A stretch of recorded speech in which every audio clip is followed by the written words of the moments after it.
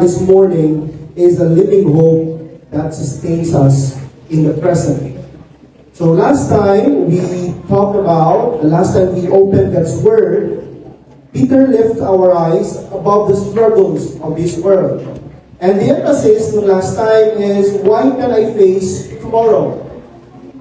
Why do I have to be faithful in the present as I face tomorrow? And Peter moves from theology, and now he's slowly leading us to practice from doctrine to daily living.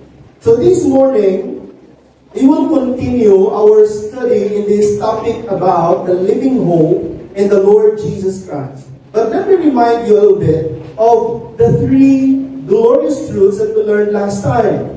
That this living hope that we have in the Lord Jesus Christ, its source comes from God. Because of God's abundant mercy through the Lord Jesus Christ, we can have and we can enjoy this living hope. And this hope also, yung ating pinag-aralan ng last time, it has security. This hope, our inheritance, it can never perish, it can never spoil, and it can never fade. It is reserved in heaven for us. And this hope has strength. The power of God, the very power of God, keeps us until the day that we stand before the presence of God.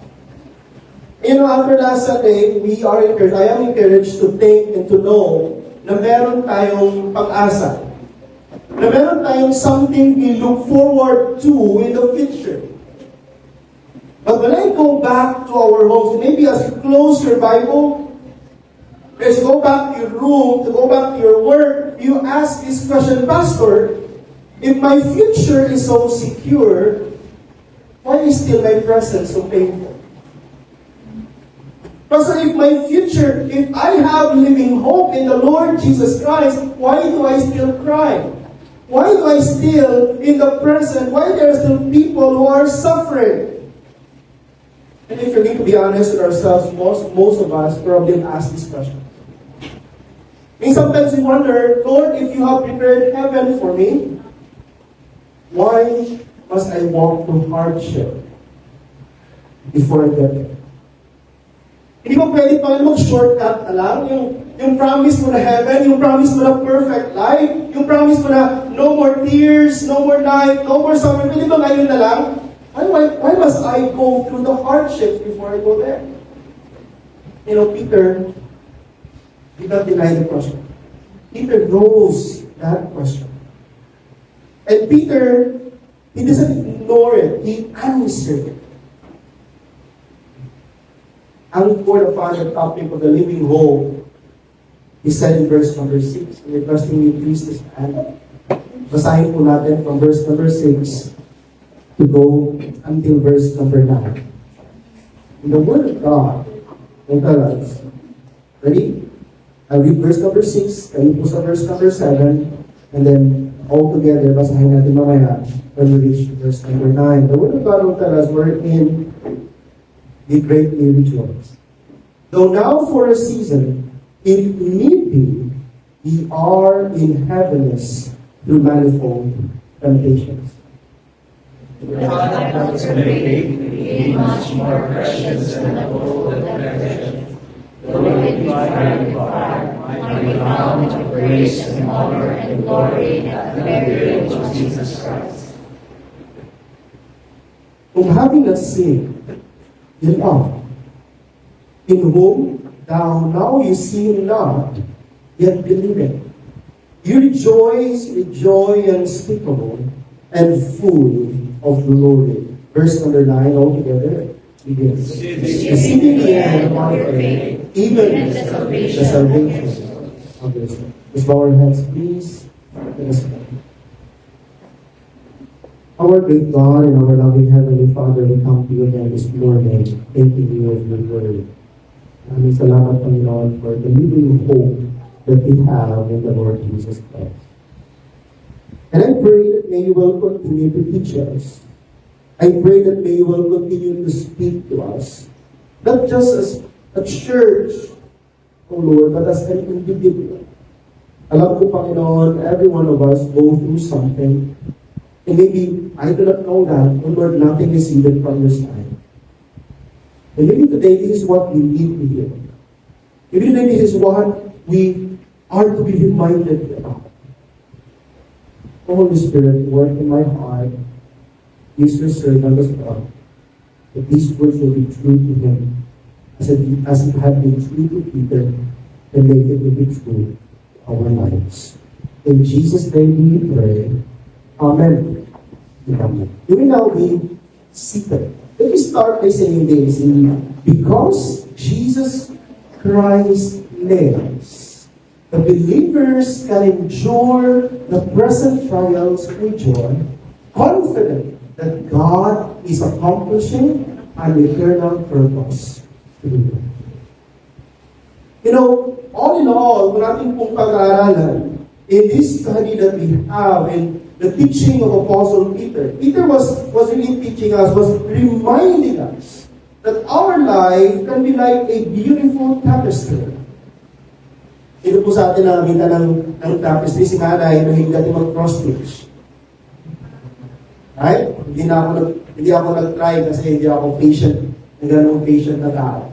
But if you've seen cross-stitch, pagbalik na rin mo yung cross-stitch, if you will put the cross-stitch behind, hindi mo ma-define kung ano yung ginagawa sa harapan, di ba? It's so meaningless. The backside, the tapestry, or the backside of cross-stitch, all you see are loose threads, knots, tanglements, nothing seems orderly, nothing appears to be beautiful. But when you turn the tapestry, you turn the cross-stitch, ano makita niyo? The beautiful image that the cross-stitch is trying. And suddenly, when you turn it around, every thread has a purpose. Every color belongs, every knot supported the finish design. And that is what Peter wanted us to realize. That is what the Word of God wanted to tell us. That living hope doesn't remove our trials. It redefines that. Our living hope in the Lord Jesus Christ, it doesn't take those trials away. Hindi po kinukuha ng living hope natin. Our trials remain the same. It's still there.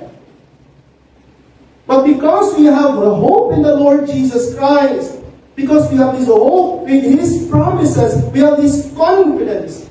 And Paul says that in verse number 6, going to verse number 9, he would tell us here, in talking more about our trials, he begins with joy, then he speaks about sorrow, and then it is interesting, because he ended with God's glory. It seems like Paul wanted us, or Peter wanted us to realize that everything that happens in our life, everything that happens to me, especially yung mga trials that we are going through in this life, nothing is coincidence. These trials is redefined by our living hope in the Lord Jesus. And that is why Paul, or Peter, sorry for the confusions, Peter, give us now 3 ways that our living hope sustains us during our trials or our suffering. Number 1, I hope matapos natin ito this morning. After ito, and many of you know that it could take a bit of time to study God's Word.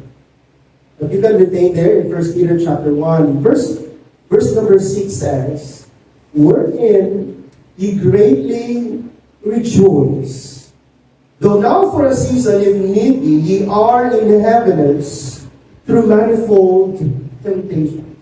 Now the first truth, the first thing that we will look at this morning is this: the living hope produces rejoicing during trials.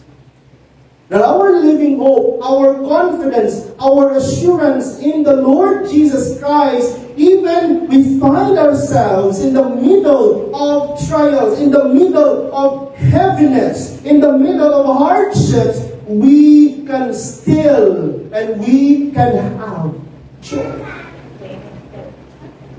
Peter says our living hope that is found only in the Lord Jesus Christ, and is found only, can be received because of the new life of the resurrection of God, that we believe in the Lord Jesus Christ. The Word of God will tell us we can have joy even during our trials. Why?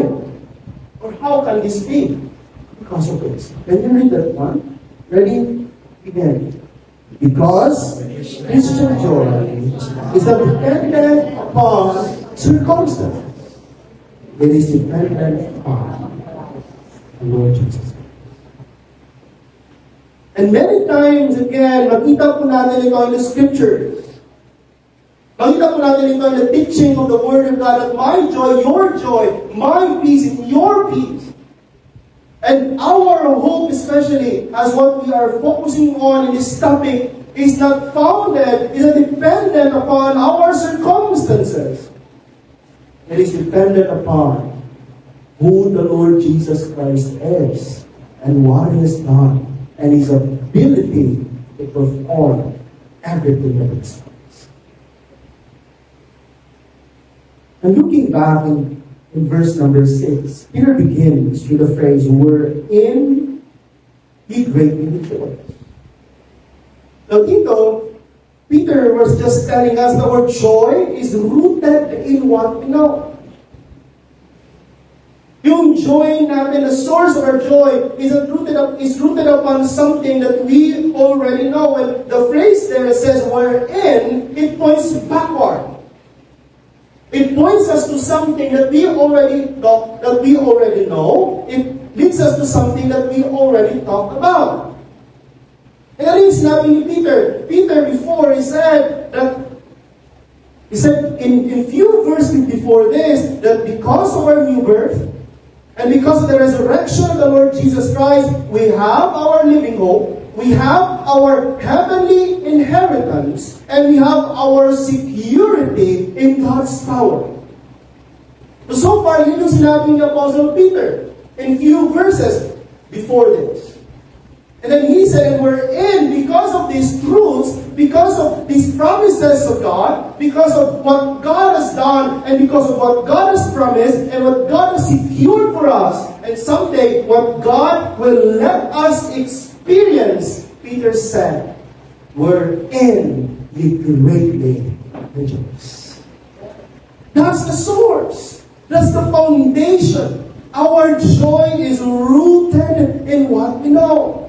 Our joy is rooted in the teaching of the Word of God. Our joy is rooted in the promises of God. Joy, as what we have said earlier on, is not produced by favorable circumstances. Real joy, biblical joy, joy that God wanted from us, joy is produced by remembering our eternal realities promised in the Word of God, secured in the Lord Jesus Christ.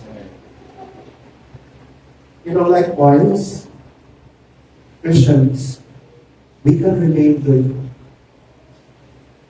We can remain joyful because we know the truth. We know truths that the Word has.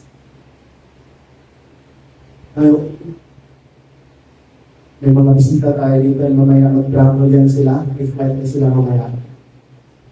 Sakayin sila may ng aeroplano. And yun ang isa sa mga pinakabahan natin when we are riding the plane, especially kung first time, yung pag-take off, yung gano'n, di ba? Yung pangalawa, yung turbulence. Bigla gano'n yung airplane, nakakatakot yan. But even as the plane would shake violently, even as the passengers would be nervous, mag-nervous sila, yet the pilot would remain calm. Sometimes yung pilot yung sabi, "It's okay, it's okay." You know why? Because the pilot knows something that the passengers Nancy. The pilot knows the destination. The pilot knows the storm. The pilot knows the aircraft was built to withstand turbulence. You know, it's a powerful thing. Christ, are the pilot of our life. It's not just someone who knows. He is someone who is in. That is why the book of Hebrews, in Hebrews chapter 12, verse number 2, if you know about this one, encourages us to look unto Jesus, the author and the finisher of our faith. The joy grows as our eyes remain fixed on Christ.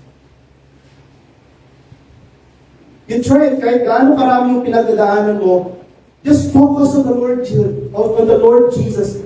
Always think of that Christ will make all things beautiful in His time. That God will make all things beautiful in His time. That Christ has promised to us Christians, all things will work together for good to those who love God, to those who are called according to His purpose. You know, joy grows. Joy matures as our eyes remain fixed not on the trials, not on the storms, but as our eyes remains focused on the Lord Jesus Christ, our joy grows. The more we focus on trials, the heavier they become. The more we focus on Christ, the greater our confidence. That's why I would like to end this first part with this statement. Joy grows. Ready? Again. Joy grows when our eyes remain on Christ rather than our circumstances. Alam po ninyo, ang dami po sa atin, and even Peter, we know the story of Peter, kung paano siya naglakad sa tubig, and then nalunod, or sinungo pa nalunod. Right? He drowned. He sank. Why? Because his eyes that was fixed on the Lord Jesus Christ suddenly shift his focus on the storms. Ito yung nangyari kadalasan sa atin. Nawala yung joy natin. We panic because we lose our sight on the Lord. That is what Peter wanted to tell us. Our joy is rooted. Our joy is anchored on the truths that we know about the Word of God, about Christ. But interestingly, Peter continued by saying, our sorrows are real. Yes, our joy doesn't change because Christ and who He is doesn't change. His promises remain. But Peter said, yes, still, our trials are real. Our sorrows are real. So Peter wanted us to understand that. Peter wanted us to understand that I am not someone who just goes beyond what you are going through. I am going through that. And Peter said that though now for a season, wala din sa screen natin, but look in your Bibles please, that though now for a season, ye are in heaviness. That though now for a season, yes, you have joy. Your joy is founded. Your joy is rooted. But Peter said, I would not deny that now in this season, you are going through something. In this time of your life, in this moment of your life, you are going through pain. You are going through burdens. You know, Christianity never pretends pain doesn't exist. We never deny pain. Peter did not tell the believers, smile more, or just ignore your feelings, or just fake your promises. No, Peter here, he acknowledges that these believers in persecution, these believers who have lost their homes, these believers have been hunted, these believers have been betrayed, they are in heaviness. The word describes genuine grief, deep emotional pain. Alam po ninyo, importante po ito. Because the Bible never condemns tears. The Bible never denies tears. Jesus himself wept. Apostle Paul wept. David wept. Jeremiah wept. It's okay that our tears will fall from our eyes when we are going through this heaviness. Grief is not a lack of faith.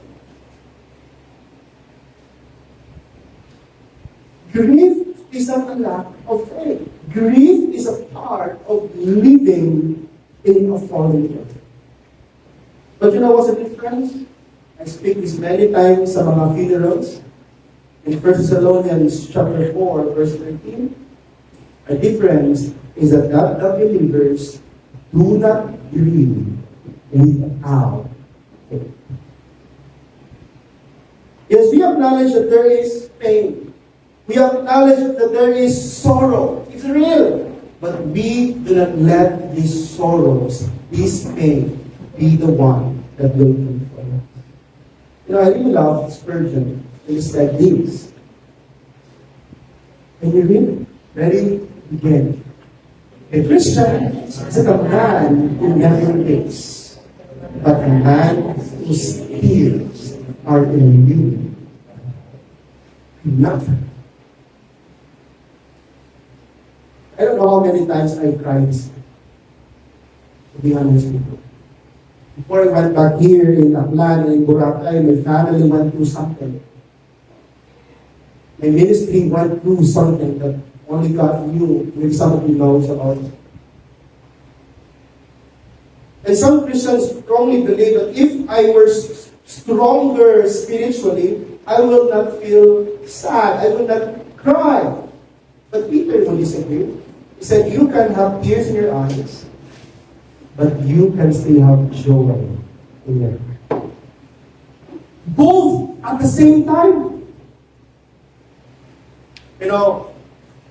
Di ko alam kung lahat sa atin dito naka-attend na ng mga vigil, punta tayo sa wake, sa namatyan.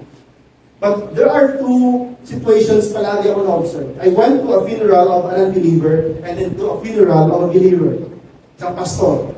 In the funeral of an unbeliever, ang lahat parang ayaw mag-smile. Parang lungkot talaga. Parang wala na, goodbye.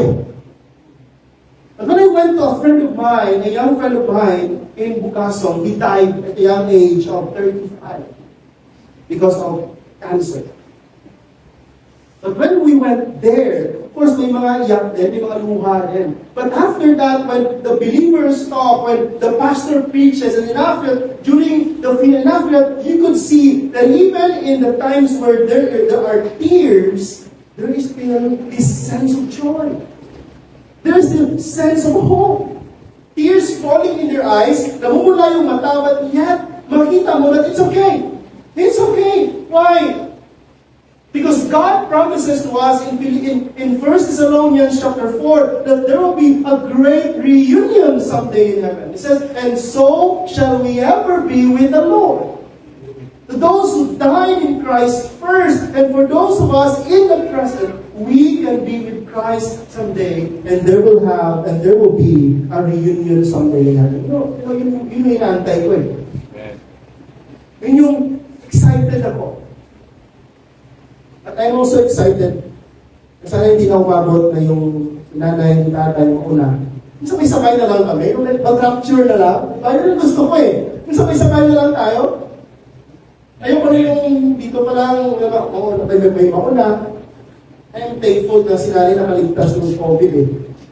Nakala namin mauna na si nanay. Oh, thank you. Hindi na lang kilig si nanay ng hospital. Maybe sila ng hospital, baka... And every time she remembered it, she would cry kasi she knows how dangerous that situation is. And yung dream ko, yung pray namin, Lord, sana magsabay-sabay kaming family sa rapture. Yung lipat kayo sabay, sabi ni Jesus Christ, and we will all be caught up together in the clouds.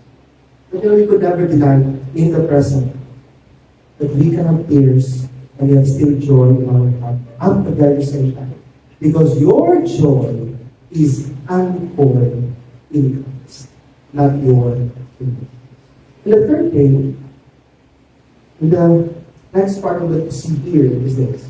Sinabi ni Peter, not only that our joy is rooted in what we know, that our sorrows are real, that he said, our trials are temporary and purposeful. And it's a beautiful thing that the Apostle Peter said, that now for a season, when you go through these testings in life, when you go through these trials in your life, that for a season, said, that the trial of your faith, or in verse number 6, wherein ye greatly rejoice, though now for a season, if need be, ye are in heaviness through manifold temptations. You know, Apostle Paul and Apostle Peter wanted us to tell us here that our trials are temporary and purposeful. Those four words are precious. This statement that it says, for, these three words for a season. It's very important. It means that Peter, the Word of God, wanted to tell us our trials has an expiration date. May katapusan, it doesn't last long. It will not last forever. Whether relief comes in this life, whether it will be 1 month, a whole year, but our trials will not last forever. Whether this relief comes in this life or ultimately when we see Christ, it is temporary compared to eternity. Now, kanina I read about in 2 Corinthians chapter 4, verse 17, it says that our light affliction, which is only for a moment. Paul, together with Peter, agrees that compared to our eternal glory, compared to our eternal joy in the presence of God, kung ano man yung ating pinagdadaanan ngayon, it could never be compared. Wala yan sa kamalingkingan. Wala yan kung gaano kalaki, kung gaano kahaba, gaano ka-permanent yung joy that we will experience something in heaven. Not only that, I want you to know this word, this phrase, if need.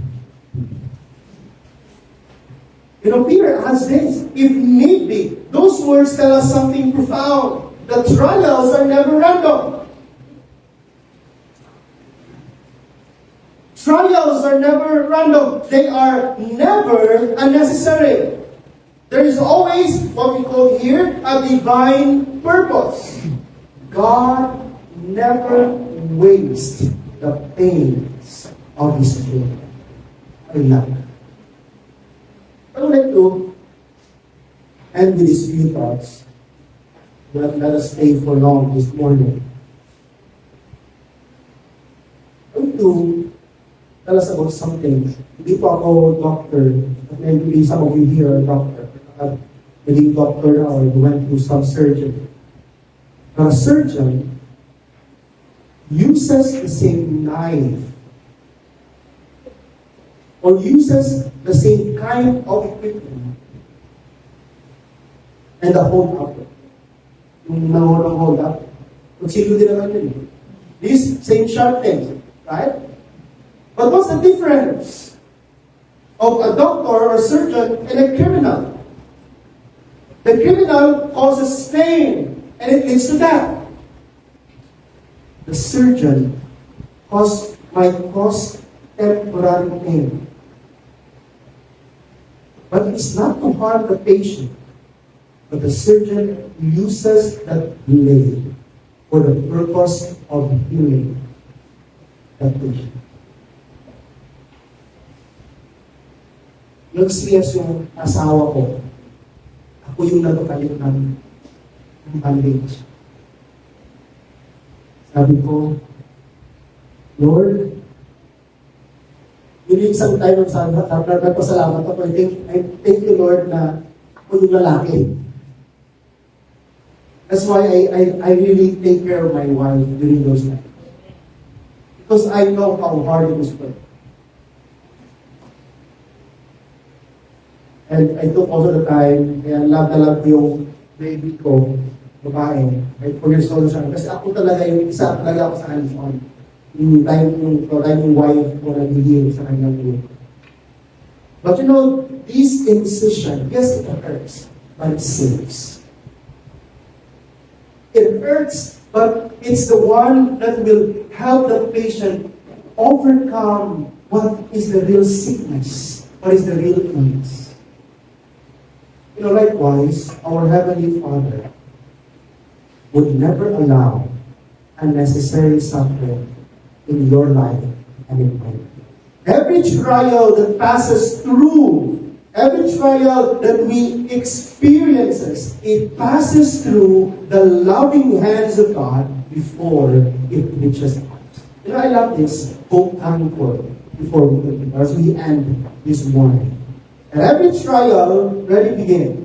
Every trial that enters your life has first passed through the hands of your love. You know, comforting po ito na marinig, na ma-remind, na walang trials, na walang paghihirap, walang testing, walang suffering that I go through in this life that God doesn't want. That God doesn't allow. Yung sinabi ni Peter, that God doesn't have any. So church, I don't know what you're going through right now. I don't know what's your pain. Hindi ko alam kung how this message has reached to you this morning. That is what I would like to remind you this morning. That our living hope in the Lord Jesus Christ produces rejoicing even during our pain. It is only because our joy is rooted in what we know, the truth and the promises of God, our living hope in the Lord Jesus Christ. Because even though our sorrows are real, our trials are temporary. So I hope and I pray that as we move forward, we continue in this line, we will remind ourselves of this. God is the one who cares, God is the one who knows, and God is the one who will sustain us. Keep the faith in the Lord Jesus Christ. Because every trial that enters your life has first passed through the hands of your God. Let's bow our heads. Let's pray. We thank you, Lord, for these reminders. Thank you because even though we may not be able to understand everything that is going on in our life, you are the God who orchestrates everything. So maraming salamat, Panginoon, sa katotohanan ng iyong salita. Maraming salamat sa comfort.